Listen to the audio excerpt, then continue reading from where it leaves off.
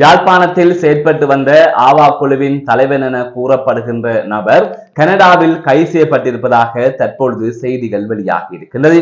இலங்கை மற்றும் பிரான்சில் பல கொலை சம்பவங்களுடன் தொடர்பட்ட சந்தேக நபரே இவ்வாறு கைது செய்யப்பட்டிருப்பதாக கூறப்பட்டிருக்கின்றது. இது தொடர்பாக விரிவாக பார்க்கலாம். இலங்கை யாழ்ப்பாணத்தில் ஆவா குழுவின் தலைவன் என கூறப்படுகின்ற நபர் கனடாவிற்கு சென்ற வேளை கனடா பாதுகாப்பு படையினரால் கைது செய்யப்பட்டிருப்பதாக கூறப்படுகின்றது. 32 வயதுடைய நபர் ஒருவரே இவ்வாறு கைது செய்யப்பட்டிருப்பதாக தெரிவிக்கப்பட்டிருக்கின்றது. இவர் இலங்கையில் பல கொலை சம்பவங்களுடன் தொடர்பட்டவர் என்றும் இவர் தொடர்பாக இலங்கை பாதுகாப்பு படையினர் சர்வதேச பிடியாணையை பிறப்பித்திருந்ததாகவும் கூறப்படுகின்றது.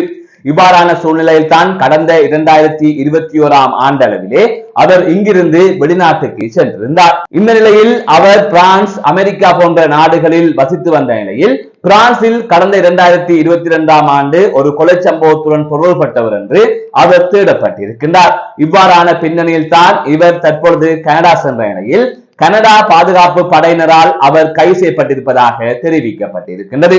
கனடா பாதுகாப்பு படையினர் அவரை விசாரணைக்கு உட்படுத்திய நிலையில் தொடர்ந்து பிரான்ஸ் அரசிடம் அவர் ஒப்படைக்கப்படுவார் என்று கூறப்படுகின்றது. இந்த சம்பவம் தொடர்பான செய்திகள் தற்பொழுது வெளியாகி இருக்கின்றது.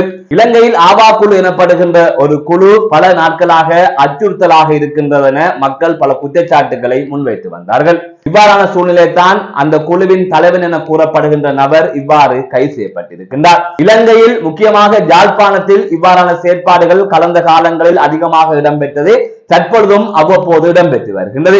இங்கு ஒரு கொலை சம்பவத்துடன் ஈடுபட்டு விட்டு வெளிநாட்டுக்கு தப்பிச் சென்று விடலாம் என்கின்ற எண்ணம் இங்கு இருக்கின்றவர்களுக்கு இருக்கின்றது. அப்படியானவர்களுக்கு ஒரு அச்சத்தை ஏற்படுத்துகின்ற வகையிலே இந்த கைது அமைந்திருக்கின்றது என்று பலரும் பல கருத்துக்களை வெளியிட்டு வருகின்றார்கள். மீண்டும் ஒரு காணொளி சந்திக்கின்றேன். நான் நடராசா ஜெயகாந்தன்.